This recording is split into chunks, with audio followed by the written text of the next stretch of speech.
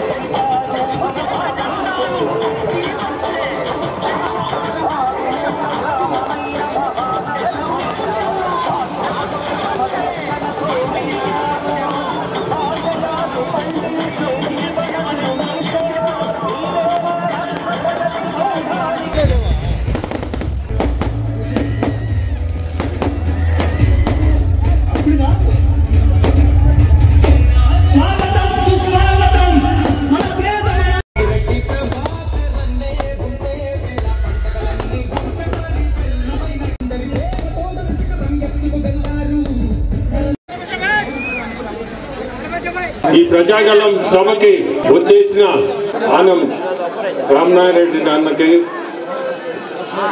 BJP Janasena కార్యకర్తలు, stage మీద ఉన్న పెద్దలు, సోదరులు అందరికీ నా నమస్కారం.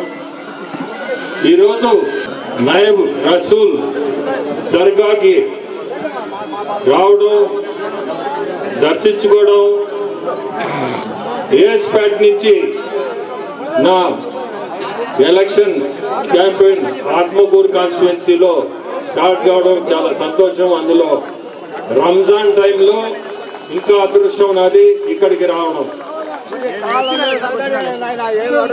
అంటే ఇప్పుడు ఇక్కడున్న రేపు కాబోయే శాసనసభ్యులు రామనారాయణ రెడ్డి గారి నుంచి నేను చెప్పాల్సిన అవసరం లేదు. కానీ ఒక్కటి చెప్తున్నాను, అనుభవం ఉన్న వ్యక్తి, ఆర్థిక శాఖ మంత్రిగా పనిచేశారు. మీ ఆత్మకూరు కాన్స్టిట్యుయెన్సీకి చాలా అదృష్టం ఇటువంటి వ్యక్తి మీకు రావడం. సో మీ అందరికీ కోరుకునేది, ఆత్మకూరు ఇప్పుడే చెప్పినట్టు ఆత్మకూరుని డెవలప్ చేయాలా ఇంకా అంటే రామనారాయణ రెడ్డి అన్ననే మీరు ఓటేసి, సైకిల్ గుర్తుకి ఓటేసి గెలిపించాలి. ఇక్కడ యువకులు, మహిళలు, వృద్ధులు చాలా మంది ఉన్నారు. యువకులకి ఉద్యోగాలు కావాలని అవసరమా? మహిళలకు ఫ్రీ బస్ సర్వీసు కావాలన్నా మీకు? వృద్ధులకి 4000 రూపాయలు పెన్షన్ అవసరమా? మీకు కావాలన్నా? మీరందరూ చంద్రబాబు నాయుడిని గెలిపించండి, ముఖ్యమంత్రిని చేయండి, ఇవన్నీ మీకు జరుగుతాయి. నేను కోరుకునేది ఒకటే,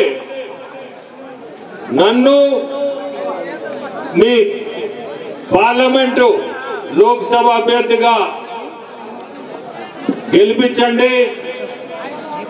మీ ఈ దర్గా పేరుగల దర్గా ఏఎస్పేట్ ని ఖచ్చితంగా డెవలప్ చేసి ఒక టూరిస్ట్ స్పాట్ గా తయారు చేస్తాం.